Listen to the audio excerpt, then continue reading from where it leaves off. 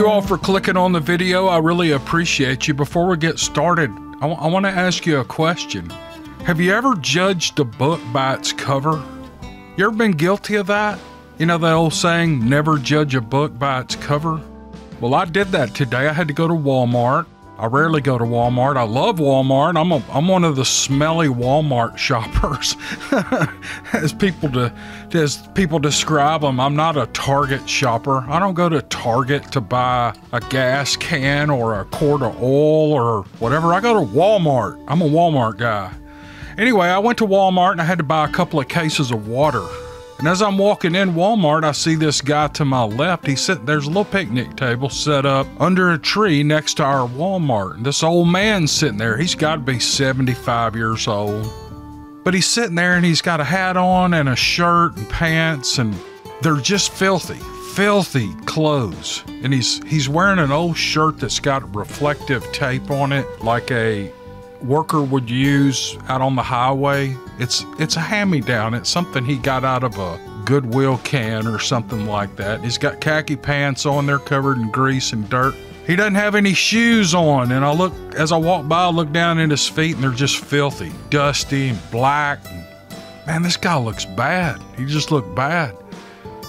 So I go into Walmart, I'm walking around, I get my stuff, I come out and check out. I didn't have any cash on me, so you can get cash out of the Walmart, you know, the self-checkout thing, and I got $20 out.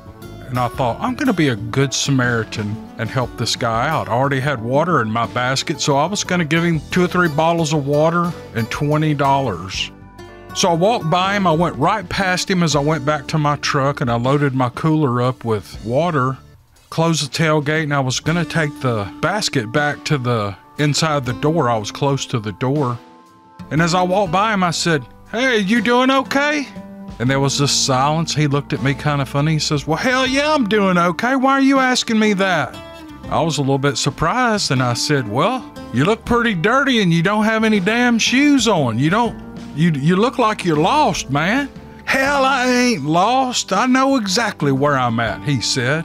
I said, "Well, where are your shoes? Why are you walking around with no shoes on?" "Hell, because I don't like to wear shoes. I don't wear shoes all summer. Sometimes I go through the winter and I keep my shoes off.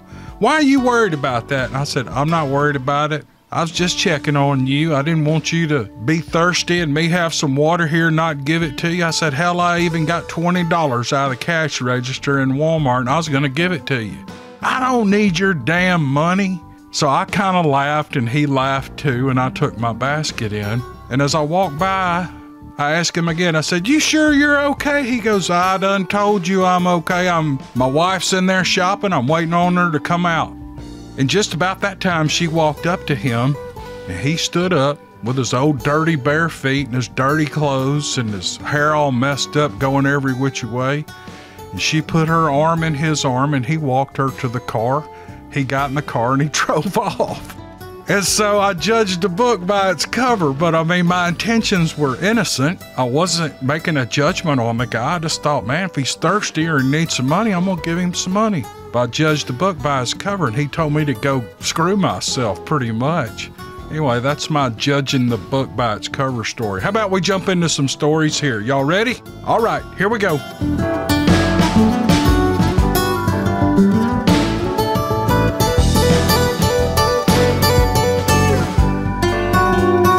This one comes from a man who calls himself Obi.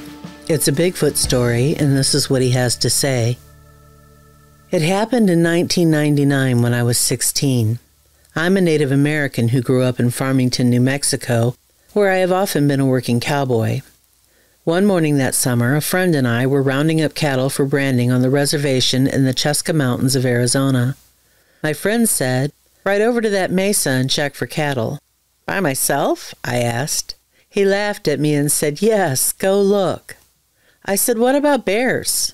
He laughed again and told me I have a gun and that I'll be fine. So I headed up to the mesa looking for a good deer trail as I went. The north side was extremely steep, but the horse managed to make it. While I was looking for the cattle, I kept an eye out for a better way to get back. About the time I found a good way, I also found the cows. I tried to chase them down the good trail, but they wouldn't move, so I followed them to another trail. This time it was too steep for my horse, so I got off and chased the cattle by foot. Once I got them moving, I used my binoculars to watch as they made their way back to the herd. Then I headed back up to my horse and we took the good trail down. I had a hard time getting her going. She didn't seem to want to move at all. In the back of my mind, I had a strange feeling like I was being watched. I pushed that thought aside and concentrated on my horse. After some encouragement, I got her going and we started down the trail. There was a 5-foot drop over a ledge, and the horse went over it and eased its way down to a clearing below. There were just a few trees, so it was a nice bare spot with another steep slope to my left. This one was about a 20-foot drop. The sun was directly overhead, and it was a hot day for herding cattle, so I decided this was as good a time as any to take a break. I took out my canteen and took a big drink of water. Then I got out my rag to wipe my neck. My head was down as I was doing so, and I was wearing my cowboy hat, but I caught something in my peripheral vision about 20 yards away. Something was standing there watching me. It was huge, taller than my horse. As I sat in the saddle, I would say its head was about even with my shoulders. I could tell it was human-shaped, but it was covered in dark brown or black fur. I looked at my horse's ears to see if she could smell it or sense its gaze. Then I looked back, and it was still watching me. I reached down for my rifle and half-cocked it, but I knew this beast was too big to stop if it decided to charge me. I thought it could be a bear, but it didn't look like one. I was stuck there contemplating what to do. Finally, I slid my rifle back into the saddle scabbard and grabbed my knife. At that moment, the wind kicked up, and I was hit with the most obnoxious stench I have ever smelled. My horse freaked out. Panicked, she spun in a circle. For just a moment, I locked eyes with the thing watching me. They were huge brown eyes, and I suddenly knew exactly what I was looking at. I saw its big yellow teeth and its big muscular body. It pushed the bushes away with both hands to get loose with a roaring scream that I could only imagine was its way of saying, "Go away!" Terror ran down my spine as I struggled to get my horse under control. She must have gotten the same message, because at that moment she jumped and lurched towards the drop-off, and we both went tumbling over. I managed to jump clear of my horse and curled into a ball as she rolled past me, both of us cascading through the pines. We hit the path below, and I jumped up, oblivious to a gash just below my knee, and started to run. I ran back to where my friend was herding the cattle, but I didn't stop. I didn't stop until I got back to the cabin. When I got there, I ran upstairs and closed my eyes against the image of that face and that body. I was genuinely scared. My friend found me sitting in a corner holding my knife. "Put the knife down," he said quietly. Then he asked me, "Are you okay?" I couldn't form sentences. I was just shouting, "Big! Big! Huge!" "Bear?" he asked. "Monster!" I yelled before calming down enough to add, "Bigfoot!" "Bigfoot," he echoed. He is my best friend, and he doesn't judge. We waited for the sheep herder to come back, and I told him the whole story. He advised me not to tell anyone, saying no one would believe me. With all the sightings people are having these days, I guess it's okay now to tell the truth. He's real, and he's out there. I've had many encounters since that day. My mom used to tell me that she thought it was a female and that she was looking for me. She was probably right. I'm starting to believe that it is a woman. Oh, Obi. Obi, Obi, Obi, Obi. The writer on this story wants to be anonymous. Here's what he writes. My grandfather worked for the Forestry Service all his life. He and my grandmother lived on the edge of the Sam Houston National Forest in East Texas. I grew up in Dallas, but often spent summers with them when I was younger. My grandfather knew the name and benefits of every tree, flower, plant, and critter in the forest. He could read the soil and tell exactly what it was made of and how long it had been there. He knew what the weather was going to be like days in advance and could identify birds by their calls.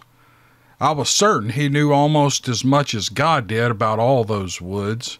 And to my reckoning, my pawpaw was better than Santa, the Easter Bunny, and the Tooth Fairy all rolled up into one. He was my hero then, and he still is today. The summer that I turned 10 began like many had before it.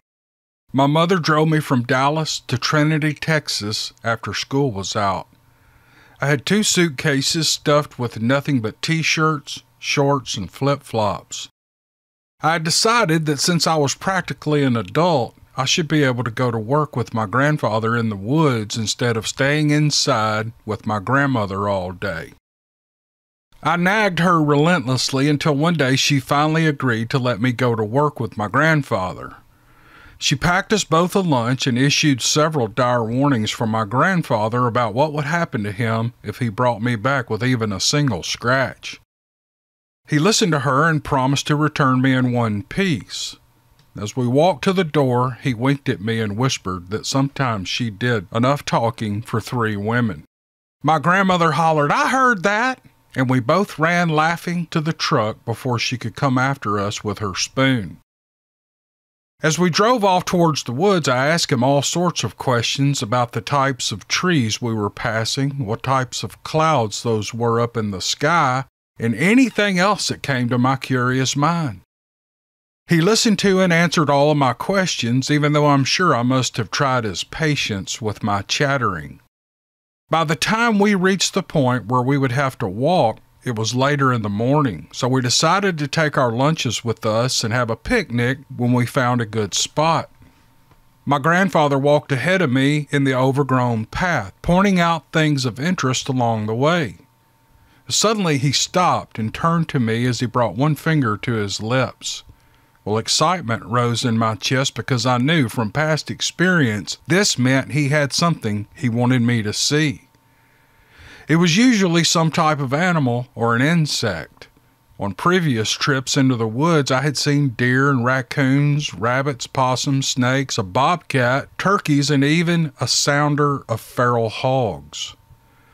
He crouched low in the long grass and pointed down the embankment through an open space in the brush to a pond below.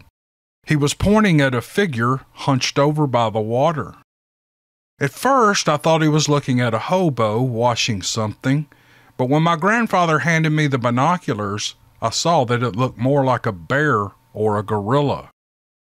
It had shiny black fur that glittered in the sun. Its arms were fur-covered too. I could see a white patch of fur on its left shoulder that looked like a scar. I stared at the creature, searching my mind for something I could connect it to, something I recognized, but I couldn't make it fit. Lowering the binoculars, I looked at my grandfather for an answer, and he mentioned that we should quietly go back to the truck.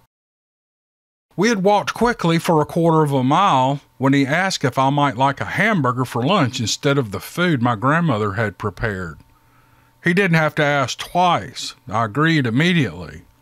My pawpaw took our paper sack lunches and left them on the side of the path. And then he let out a long whistle that sounded a little like a bobwhite quail call mixed with a little warble at the end. A few seconds later, the sound was returned from where we had just been. My pawpaw smiled and turned and began walking back to the truck. I followed him silently, knowing he would explain everything eventually. Later, as we enjoyed our burgers, he told me what we had seen. He said, "What we saw today is something that not many people have had a chance to see. Those animals live in the forest and have probably been here much longer than people have. We share this world with them the same way we share the earth with all of God's creatures." Well, I asked, "What are they called?" "Well, some people call them boogers," he said. "Boogers? What's a booger?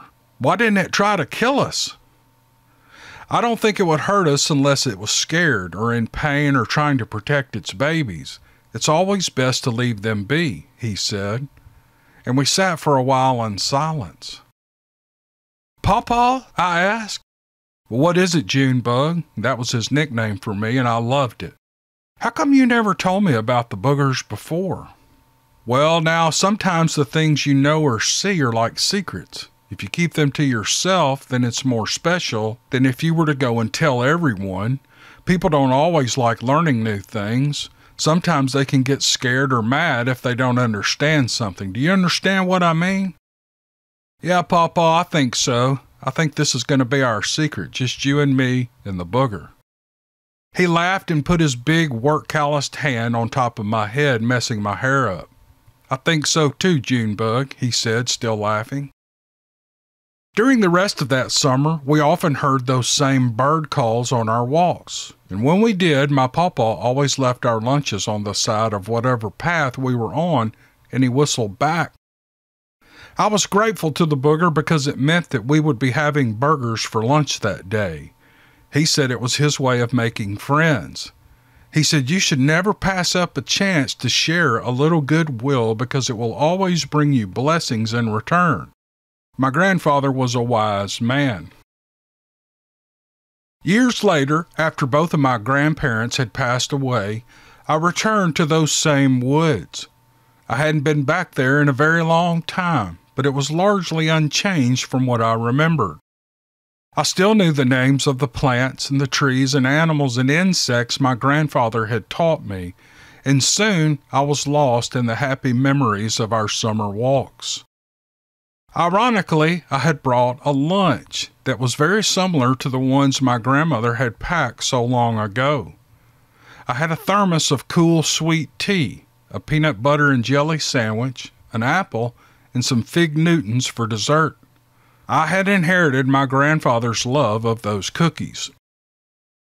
I found a nice shady spot and was about to sit down to enjoy my food when I heard what sounded like a Bob White call with a little warble at the end. I immediately froze and felt my heart skip a beat. I was confused by my reaction at first, but then the memory of that day so long ago came rushing back. I could almost feel the presence of my grandfather in those moments. Without any hesitation, I returned the call. I left my lunch on the ground and began to walk back to my car. After what I thought was about 50 yards, I turned to look back. The booger was there in the middle of the path with my sack lunch in its huge hand.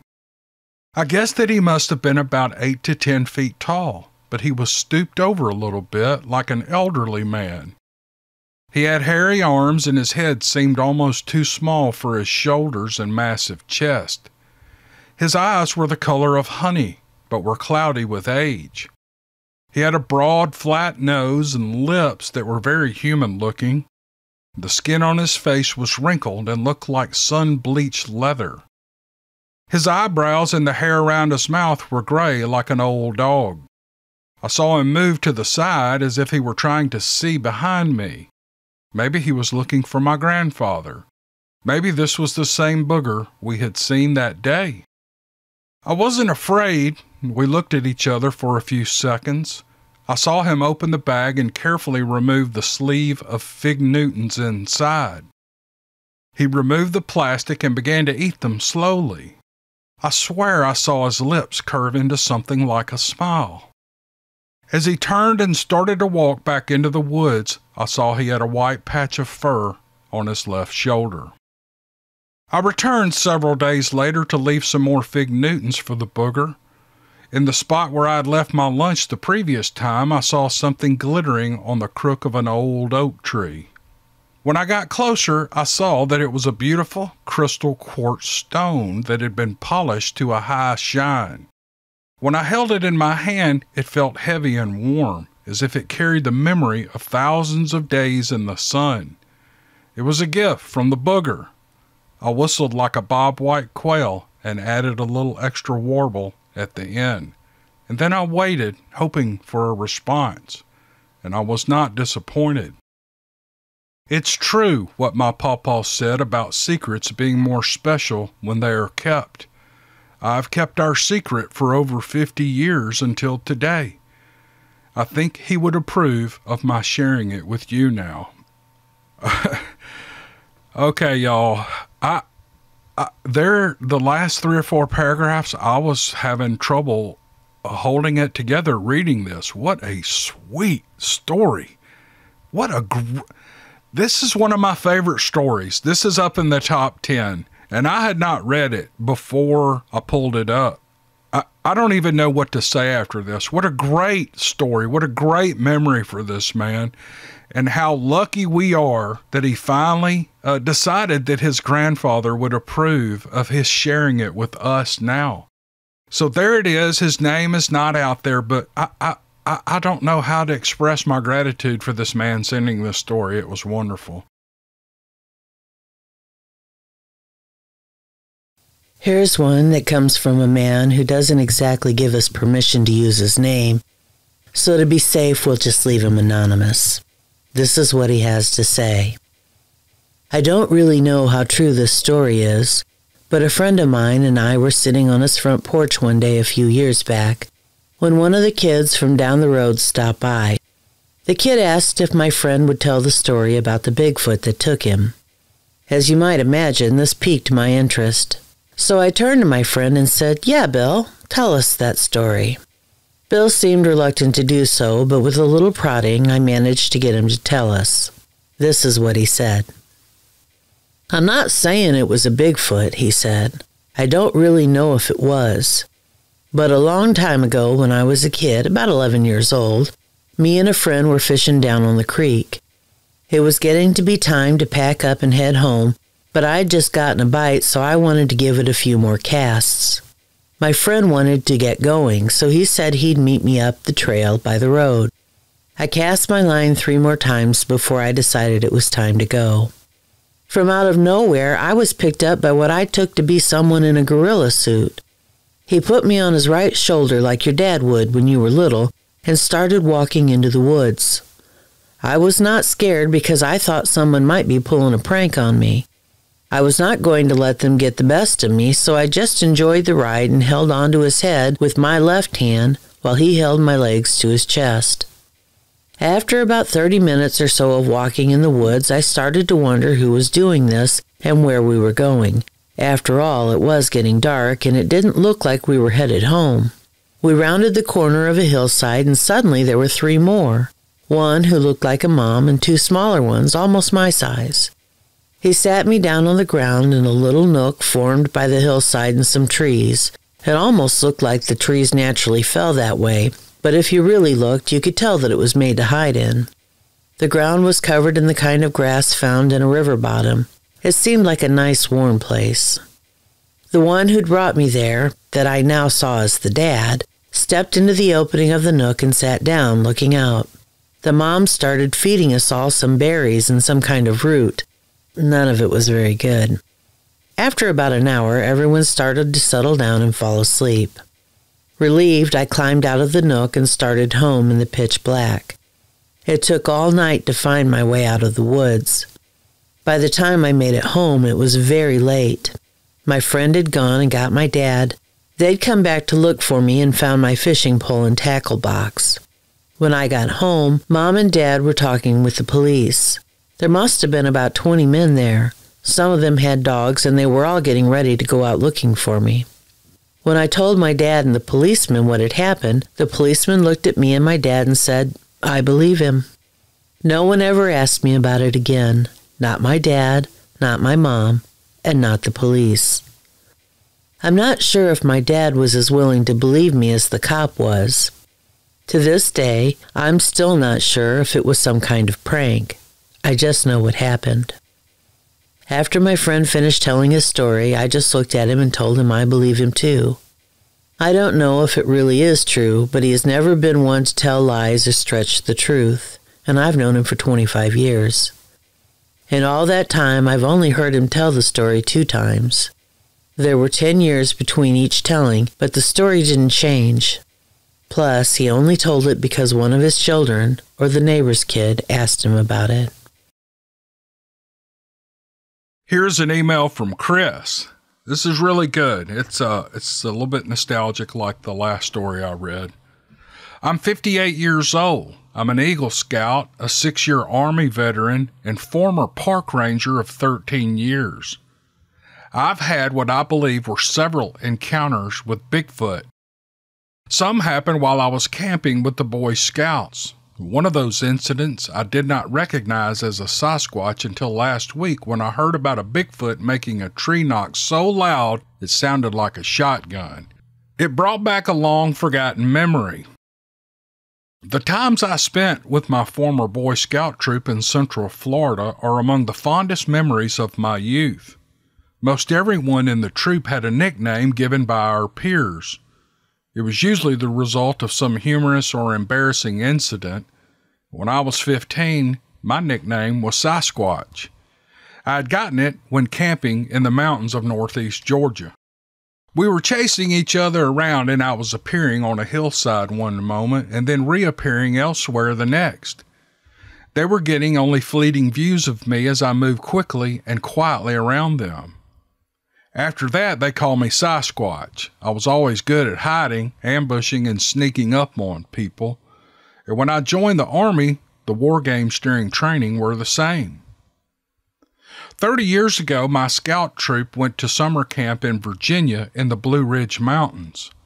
I came along as an adult leader. I'd gotten out of the Army a few months before, so I was in great shape. There are a lot of Sasquatch sightings in this part of the country, but I didn't know it at the time, and there was no internet to research sightings back then. Although this scout camp was in the mountains, most of the hiking trails went through thick patches of bushes and rhododendrons that blocked the scenery. I caught a flu bug on the way up to camp. Although I thought I'd be okay on the trail, after the first day I got so slow and dizzy on the trail that I had to return to base camp. We were 2 miles up a rocky road, so after working out our plans with the troop, I went back down alone with my backpack. They must have had great faith in my ability to make it back. Once there, I spent the day resting in a typical big 8-foot by 8-foot green canvas tent. It was the middle of the week, so with most of the scouts out on the trail, most of the tents were vacant. One boy who was too young to handle the heavy backpacking had stayed behind to do other activities. His name was Bob. I was so sick that I didn't see much of Bob, even though he was only 2 tents away from me.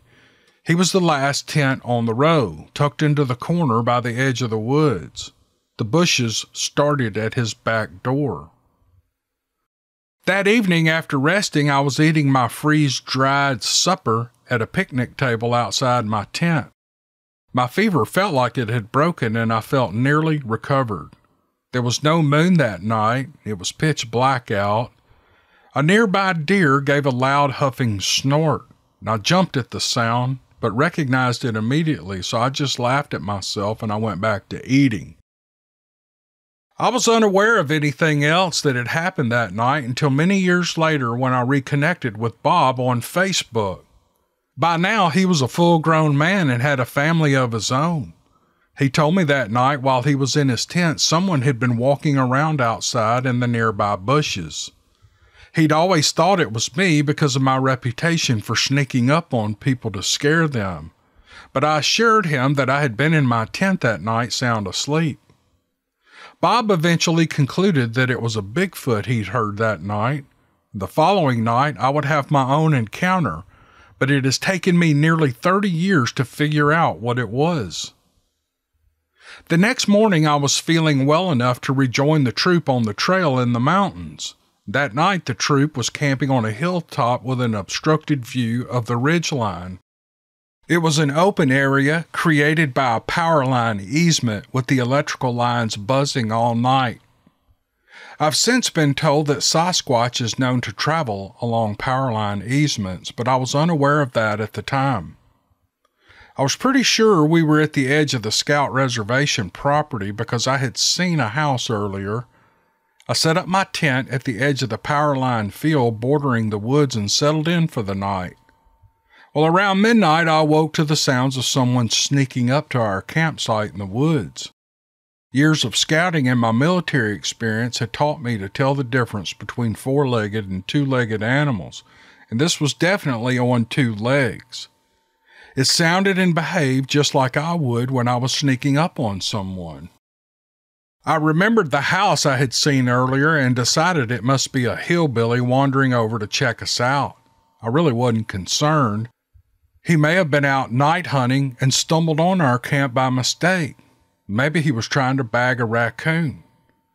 Regardless, I was impressed since he didn't seem to have a flashlight.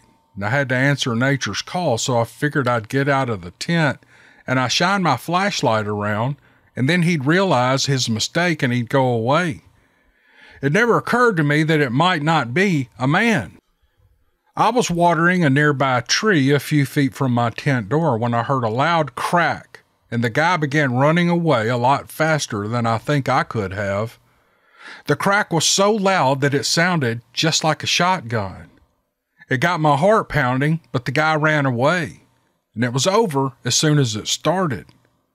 Mainly, I was impressed that the guy moved so quickly on a moonless night without running into a tree. He must have been familiar with the area, I thought, because I knew if I'd tried that, I'd have knocked myself out cold on the first tree that got in my way. The next morning, I asked the others if they'd heard the noises, but nobody had. It seemed odd since I was sure it was a shotgun that should have woken up the whole camp. At that point, I still believed it was a hillbilly, but still no one else heard it, nor seemed to believe me, and I dropped the subject and I forgot about it. Nearly 30 years passed before I heard the story from the guy who said the Sasquatch made a tree knock that sounded like a shotgun blast, and the memory came flooding back. Looking back, I find it pretty amazing that my troop had 2 Bigfoot encounters in one trip and didn't recognize either one. I know of no other Bigfoot encounters at this scout camp, and there have never been any reports of missing people there that I know of. My guess is the local Sasquatch are just curious about the scouts passing through the area. The kids playing their games and chasing each other around and doing their usual goofy things probably makes for hours of entertainment for the Sasquatch. And I agree with that. If there's a Sasquatch in the area, they keep a low profile. Obviously, they're in the area. They keep a low profile and they just kind of observe what's going on. And, when people are in their tents at night, I guess they creep a little closer and take a peek. But this was a great story. I really appreciate the man sending it in, and he did a great job writing it, and I know we all enjoyed it. So from all of us, I appreciate it, sir. Thank you. All right, I think that'll wrap this video or podcast up. Thank you for clicking on the video and hanging with me this long. We'll see you guys on the next one. Really appreciate you. See you soon.